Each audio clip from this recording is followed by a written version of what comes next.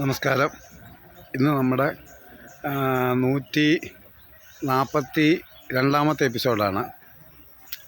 ഇന്ന് ഞാൻ പറയാൻ പോകുന്ന സബ്ജക്റ്റ് എങ്ങനെ എനിക്ക് തിരിച്ചടിയാവുമെന്ന് എനിക്കറിയില്ല. കാരണം ഇതേ സബ്ജക്റ്റ് ഞാൻ ഇന്ത്യൻ പ്രധാനമന്ത്രിക്കും കേരള മുഖ്യമന്ത്രിക്കും ഞാൻ രേഖാമൂലം അഭിപ്രായപ്പെട്ട ഒരു സംഭവമാണ്. പരാതിയൊന്നുമല്ല. കാരണം എന്ന് പറഞ്ഞാൽ ഇതെനിക്കൊരിക്കലും ഒരു ഫേസ്ബുക്കിലോ യൂട്യൂബിലോ അതായത് സോഷ്യൽ മാധ്യമങ്ങളിൽ എനിക്ക് ഇടാൻ ഒക്കാത്തൊരു സബ്ജക്റ്റായിരുന്നു. അതുകൊണ്ട് ഞാൻ രജിസ്റ്റേർഡ് പോസ്റ്റായിട്ട് അവർക്ക് ചെന്നാൽ അവർ മേടിക്കില്ല, നേരിട്ട് മേടിക്കില്ല ഓഫീസിലും. അതുകൊണ്ട് ഞാൻ സാധാ പോസ്റ്റിൽ അയച്ച എനിക്ക് മറുപടി റിപ്ലൈ വന്നതുമാണ് കേട്ടോ.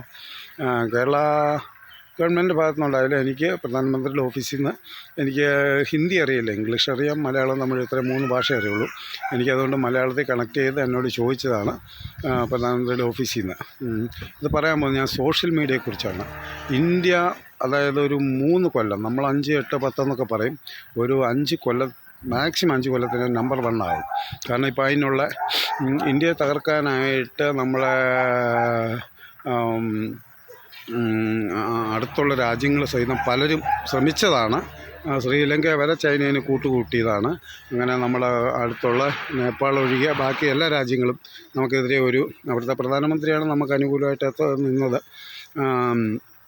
ബാക്കി എല്ലാവരും അവിടുത്തെ ജനങ്ങളും നമുക്ക് അനുകൂലമാണ് നേപ്പാളിലെ. അതുകൊണ്ട് ബാക്കി എല്ലാ രാജ്യങ്ങളും കൂടി നമുക്ക് ഇട്ട് ചൊറിയാനൊക്കെ വന്നതാണ്.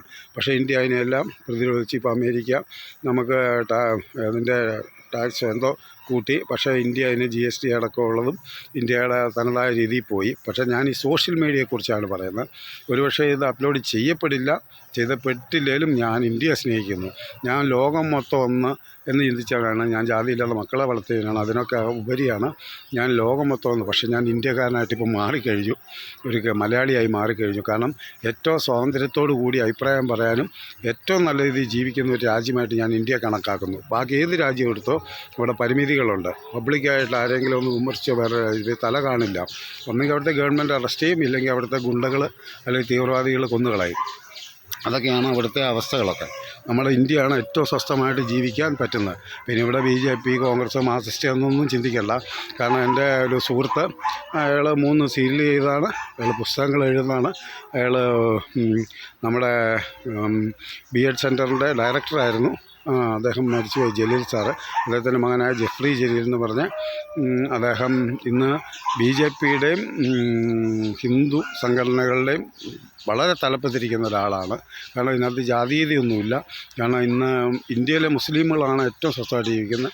ഹിന്ദുക്കൾ കയറി അങ്ങോട്ടും ആക്രമിക്കുന്നില്ല, എല്ലാം മനസ്സിലായി. കാരണം ഇന്ത്യ ഒന്നാണെന്ന് അറിഞ്ഞ് എല്ലാവരും ക്രിസ്ത്യനും എല്ലാം ഇന്ത്യക്കാരെന്നുള്ള ബോധം വന്ന് ജീവിക്കുന്ന ഒരു സമയമാണ്.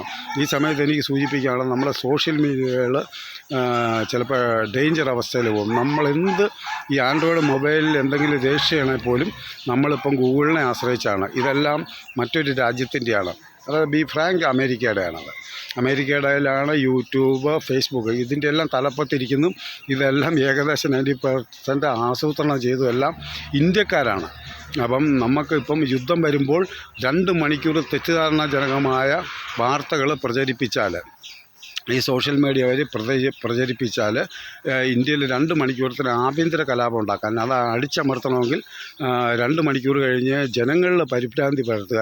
ഉദാഹരണത്തിന് പറഞ്ഞാൽ നമ്മുടെ എനിക്ക് പറയാൻ പാടില്ല, നമ്മുടെ ഏറ്റവും തലപ്പത്തിരിക്കുന്ന ഒരാൾ മരിച്ചു പോയെന്നൊരു പ്രചരണം, അത് ചെയ്തത് മറ്റേ ആളാണെന്നൊരു പ്രചരണം. കേരളത്തിലും അങ്ങനെ.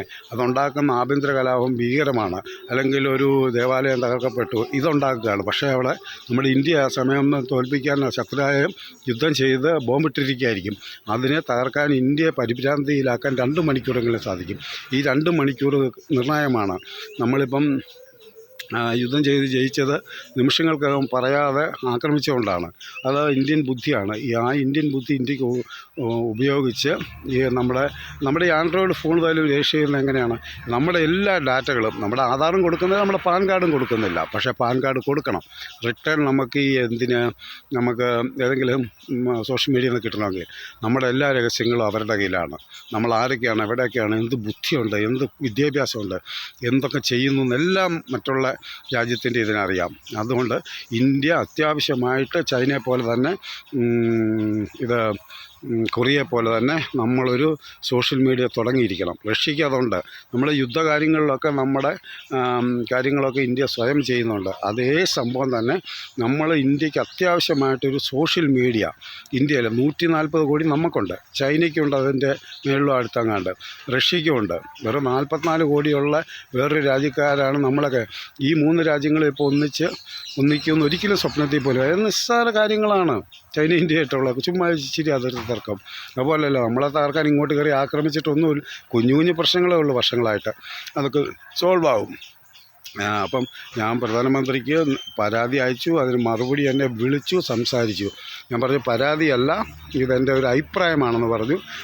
എന്തെങ്കിലും അത് ചിന്തിച്ച് കാണും. അതുപോലൊക്കെ ഉള്ള കാര്യങ്ങൾ. നിങ്ങൾക്കും എന്തെങ്കിലും പരാതി ഉണ്ടെങ്കിൽ നിങ്ങൾ ആരെയും അന്വേഷിക്കുകയൊന്നും വേണ്ട. നിങ്ങൾ ഗൂഗിളിൽ തപ്പിയാൽ പ്രധാനമന്ത്രിയുടെ ഓഫീസിൻ്റെ നമ്പർ കിട്ടും, കേരള മുഖ്യമന്ത്രിയുടെ കിട്ടും. അതുപോലെ തന്നെ നിങ്ങൾ ചുമ്മാ ഇന്ത്യൻ പ്രധാനമന്ത്രി അതായത് പ്രൈം മിനിസ്റ്റർ ഇന്ത്യ ന്യൂഡൽഹിയിൽ നിന്നിട്ടാൽ അത് കിട്ടും. നിങ്ങളതൊന്നും വിചാരിക്കേണ്ട. നിങ്ങളങ്ങനെ വലിയ വലിയ അഡ്രസ്സൊന്നും തപ്പി നടക്കണ്ട, നിങ്ങൾക്കതൊക്കെ കിട്ടും. അതുകൊണ്ട് സോഷ്യൽ മീഡിയ തുടങ്ങണമെന്ന് ഞാൻ അറിയിച്ചു. നിങ്ങളുടെയൊക്കെ അഭിപ്രായങ്ങൾ നേരിട്ടത് ഒരു സമൂഹം എന്നുള്ള ഇന്ത്യൻ ജനത എന്നുള്ള എല്ലാവരും നമ്മളെല്ലാം ഒറ്റക്കെട്ടാണ്. എനിക്കറിയാം. കാരണം കാസ്റ്റ് ബേസ് ഒന്നും ഇപ്പം ഇന്ത്യയിൽ ജീവിക്കണമെന്ന് നമ്മളെല്ലാം ആഗ്രഹിക്കുന്നത്. കാരണം ഇന്ത്യയെ സ്നേഹിക്കുന്നവരാണ് നമ്മൾ. നമുക്ക് മനസ്സിലായി മറ്റുള്ള രാജ്യത്തിൻ്റെ നമ്മളൊക്കെ എന്തൊക്കെ പ്രശ്നം വന്നാൽ നമ്മളൊക്കെ ഇന്ത്യക്കാരാണ്. നമുക്ക് ഇന്ത്യ തകർന്നാൽ എന്ത് പറ്റുമെന്ന് നമുക്ക് അറിയാം. നമുക്കത് മനസ്സിലായതുകൊണ്ട് നമ്മളെല്ലാം ഒറ്റക്കെട്ടായിട്ടാണ് ജീവിക്കുന്നത്. ഞാൻ ജാതി മതമൊന്നും ഇല്ലാതെ ജീവിക്കുന്നതാണ്. പക്ഷേ എനിക്കതൊക്കെ ഉള്ളിലുള്ള വിശ്വാസങ്ങൾ, ദൈവത്തെ വിശ്വസിക്കുന്നത് എന്തുകൊണ്ടും നല്ലതല്ലേ? ഒന്നിലും ആശ്രയിക്കാനില്ലാത്തതിനേക്കാൾ നല്ലതല്ലേ എന്തിനെങ്കിലും ആശ്രയിക്കുന്നത്? അത് ദൈവത്തെ ആശ്രയിക്കുന്നതാണ്. അങ്ങനെ വിശ്വസിച്ചാലും ഞാൻ അങ്ങനെ മാത്രമല്ല, ദൈവമില്ലാന്ന് എനിക്ക് തെളിയിക്കാനേ പറ്റിയിട്ടില്ല. ഇങ്ങനെയൊക്കെ ഞാൻ പറയുമെങ്കിലും ദൈവമില്ലാന്ന് ചിന്തിക്കുന്ന ഒരവസ്ഥ എൻ്റെ ജീവിതത്തിലുണ്ടായിട്ടില്ല. കാരണം എൻ്റെ എല്ലാ കാര്യങ്ങളും ദൈവം നടത്തുന്നല്ലോ എനിക്ക് തോന്നുന്നത്. എൻ്റെ കഴിവുകൊണ്ടൊന്നുമല്ല. എൻ്റെ തോൽവികളും ദൈവം തന്നാണ്. കാരണം എന്നെ പഠിപ്പിക്കാൻ എൻ്റെ വിജയങ്ങളും എനിക്ക് ദൈവം തന്നാണ്. അങ്ങനെയൊക്കെ ഉള്ളതുണ്ട്. അതുകൊണ്ട് ഈ സോഷ്യൽ മീഡിയ തുടങ്ങുന്നതിനെക്കുറിച്ച് നിങ്ങളുടെ അഭിപ്രായങ്ങൾ പ്രധാനമന്ത്രിക്കണം. ഇപ്പം ഈ കഴിഞ്ഞ ദിവസം ഞാൻ മാഷ് പാർട്ടിയുടെ ഓഫീസിൽ ചുമ്മായിരുന്നു. ഞാൻ എല്ലാ ഓഫീസിലും കയറും കേട്ടോ. ഞാൻ BJP ഓഫീസിലും കയറും, CPM ഓഫീസിലും കയറും, ഞാൻ കോൺഗ്രസിൻ്റെ ഓഫീസ് എല്ലായിടത്തും ഞാൻ പോയിരിക്കും. കാരണം അതൊന്നും എനിക്ക് കൂട്ടുകാരും എല്ലാം ഉണ്ട്. അപ്പോൾ അതൊന്നും എല്ലാ മുസ്ലിം ലീഗ് എല്ലാത്തിലും എനിക്ക് കൂട്ടുകാരുണ്ട്. RSPയിലും ജനതാദളിലും എല്ലാം എനിക്ക് കൂട്ടുകാരുണ്ട്. അപ്പോൾ ഞാൻ അവിടെയൊക്കെ കയറിയിരിക്കും. കാരണം എനിക്കിപ്പോൾ വ്യക്തമായ രാഷ്ട്രീയമൊന്നുമില്ല. കാരണം ഈ സോഷ്യൽ മീഡിയയ്ക്ക് വേണ്ടി പിന്നെ അതിനകത്തൊന്നും അർത്ഥമില്ല. ഞാൻ ഇന്ത്യ എന്ന് ചിന്തിക്കുന്നു. അപ്പം ഈ കഴിഞ്ഞ ദിവസം മാഷ് അവിടെ അന്നത്തെ ദിവസം ഈ ഇടുക്കി വെച്ച് സോഷ്യൽ മീഡിയയെക്കുറിച്ചുള്ള ക്ലാസ് നടക്കുകയാണ് ഞാൻ അറിഞ്ഞത്. അപ്പോൾ സ്വാഭാവികമായിട്ട് അതൊരു സോഷ്യൽ മീഡിയ അവർ വരും. പക്ഷെ നമ്മൾ ക്രിയേറ്റ് ചെയ്യണം. നമുക്ക് ഇന്ത്യക്ക് വേണ്ടി അല്ലെങ്കിൽ കേരളത്തിന് വേണ്ടി ഇങ്ങനെ നമ്മളൊരെണ്ണം ഇന്ത്യക്ക് വേണ്ടി ചെയ്യണം. ഇല്ലെങ്കിൽ നമുക്ക് ഭയങ്കര ആപത്താണ് ഉണ്ടാകുന്നത്. അത് യുദ്ധസമയത്തുണ്ടാകാം. നമുക്ക് മാത്രമല്ല, നമ്മുടെ 140 കോടി ജനങ്ങൾ, അതായത് ഈ ലോക ജനത എങ്ങാണ്ട് 800 കോടി എങ്ങാണ്ടാണെന്ന് തോന്നുന്നു. അതിൽ 140 കോടി ഇവിടെയാണ്. നമ്മുടെ ഇന്ത്യ, ചൈന, റഷ്യ അങ്ങനെ 2-3 രാജ്യങ്ങളിലൂടെ അതിന് 1/3 നമ്മൾ വിചാരിച്ചാൽ നമ്മളെ അടുത്തേ മാർക്കറ്റ് ചെയ്യാൻ വരണം ഇങ്ങനെയൊക്കെ. അപ്പോൾ അതുകൊണ്ട് നമ്മുടെ ഈ ഗൂഗിൾ വഴിയാണ് എല്ലാം അറ്റാച്ച് ചെയ്യുന്നത്. നമ്മുടെ എല്ലാ ഡീറ്റെയിലുകളും കൊടുത്തിട്ടാണ് നമ്മളൊരു സോഷ്യൽ മീഡിയ കയറുന്നത്. നമ്മുടെ വർക്കുകൾ ഇപ്പോൾ പോലും ഞാൻ ചെയ്യുന്നത്. ഇതൊന്നും എനിക്ക് നഷ്ടപ്പെട്ടാലും കുഴപ്പമൊന്നുമില്ല. കാരണം ഞാൻ കാത്തിരിക്കും ഇന്ത്യ ഒരെണ്ണം തുടങ്ങാൻ. ഇല്ലെങ്കിൽ എനിക്കൊരു സിനിമ ചെയ്യണമെങ്കിൽ ഇതിൻ്റെ ഒന്നും ആവശ്യമില്ല. ഞാൻ അതിൻ്റെ പണിപ്പുരയിൽ അതിൻ്റെ ഇച്ചിരി സാമ്പത്തിക ബുദ്ധിമുട്ട് മാത്രമേ ഉള്ളൂ. എന്നാലും ഒന്ന് ഞാൻ സഹായിക്കാൻ ആളുകളുണ്ട്. ഞാൻ ആ സിനിമ ചെയ്താൽ എനിക്ക് കേരളത്തിലെ തിയേറ്ററുകൾ, ഇന്ത്യൻ തിയേറ്ററുകളില്ല. ഞാനതിന് വേണ്ടി വെയിറ്റ് ചെയ്യും. പക്ഷേ പറയാനുള്ളത് ഇപ്പോൾ പബ്ലിക്കായിട്ട് പറഞ്ഞു എന്ന് മാത്രം. ഞാനിതെല്ലാം ഇതിപ്പോൾ ഞാൻ പബ്ലിക്കായിട്ടല്ലേ, പ്രധാനമന്ത്രി ഓഫീസിൽ നിന്ന് വിളിച്ചാണ്. എനിക്ക് പ്രകാശൻ്റെ അവിടെ നിന്ന് കിട്ടിയില്ല. അപ്പോൾ ഞാൻ എന്തെങ്കിലുമൊക്കെ കാര്യങ്ങളും കണ്ടെങ്കിൽ ഇവിടുത്തെ ആളുകളെ ഞാൻ കോൺടാക്ട് ചെയ്യും. ഞാൻ നേരിട്ട് കോൺടാക്ട്. മാത്രമല്ല അവിടെയൊക്കെ എനിക്ക് ഓഫീസുകളിൽ എനിക്ക് ബന്ധമുണ്ട് കേട്ടോ. ഞാൻ തുറന്ന് പറഞ്ഞേക്കാം. എനിക്കിപ്പം ഒരു ചെറിയൊരു പ്രശ്നമുണ്ടായപ്പോൾ SP ഓഫീസിൽ നിന്ന് വിളിച്ചു, തിരുവനന്തപുരത്ത് നിന്ന് വിളിച്ചു. അതൊക്കെ എനിക്ക് വ്യക്തിപരമായിട്ട് എനിക്ക് കുറേ ബന്ധങ്ങളുണ്ട് കേട്ടോ. എന്നെ സഹായിക്കാനൊക്കെ ആളുകളുണ്ട്. അത് ഡൽഹിയിലും ഉണ്ടെന്ന് വെച്ചു ഒക്കെ ഉണ്ട്. അതൊക്കെ രാഷ്ട്രീയപരമായിട്ടല്ല, എൻ്റെ ആ കാഴ്ചപ്പാടുകൾ. നമ്മുടെ ഒരു സിംഹം ഒരിക്കലും ഏറ്റവും ആരോഗ്യവാനല്ല, ഏറ്റവും ശക്തിമാനല്ല, ഏറ്റവും ഓടുന്നവനല്ല, ഏറ്റവും സുന്ദരനല്ല, അങ്ങനെയൊക്കെ. പക്ഷേ അതൊക്കെ മറ്റു മൃഗങ്ങളാണ്.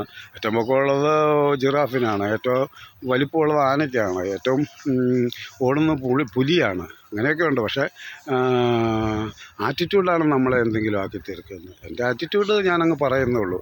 ഞാൻ ആരുടെയും വിമർശനമോ അനുകൂലമോ ഞാൻ എൻ്റെ വിമർശനങ്ങൾ എന്തെങ്കിലും വന്ന് ഞാൻ അതിന് റിയാക്ട് ചെയ്യുകയോ ഹൈഡ് ചെയ്യുകയോ ഞാൻ ഡിലീറ്റ് ചെയ്യുകയോ ചെയ്യില്ല. അതൊക്കെ പറഞ്ഞോട്ടെ. പക്ഷേ ഞാനൊരു മനുഷ്യൻ, ഇന്ത്യക്കാരൻ എന്നുള്ള രീതിയിൽ, ഭാരതീയൻ എന്നുള്ള രീതിയിലുള്ള ഒരു അഭിപ്രായം ഞാൻ പറഞ്ഞിട്ടുണ്ട്. നിങ്ങളും അങ്ങനെ പ്രതികരിക്കണം. നമുക്ക് ഇന്ത്യ നിലനിന്നാലേ നമ്മൾ സ്വസ്ഥമായിട്ടാണ് കിടന്നുറങ്ങുന്നത്. പോലീസ് രാത്രി ഉറങ്ങാതെ നടക്കാൻ നമ്മൾ സ്വസ്ഥമായിട്ടാണ്. പട്ടാളം അതിർത്തി നിൽക്കുന്നതും അതിന് വേണ്ടിയാണ്. അതൊക്കെ നമ്മൾ ഓർക്കണം. അത്രയേ ഉള്ളൂ. നന്ദി, നമസ്കാരം. ഈ എപ്പിസോഡ് എല്ലാം മറ്റുള്ളവരുടെ കയ്യിലാണ് നമ്മുടെ. അപ്പോൾ അങ്ങനെ നിങ്ങളും കൂടെ ഒന്ന് അഭിപ്രായപ്പെട്ട് ഒരു എഴുത്തോ എന്തെങ്കിലുമൊക്കെ നിങ്ങൾ ചെയ്യണം. നിങ്ങളിതിനെ അനുകൂലിക്കണം. അത് അത്രേ എനിക്ക് പറയാനുള്ളൂ. പബ്ലിക്കായിട്ട് ഞാൻ ഇപ്പോൾ പോസ്റ്റ് ചെയ്യുകയാണ്. നന്ദി, നമസ്കാരം.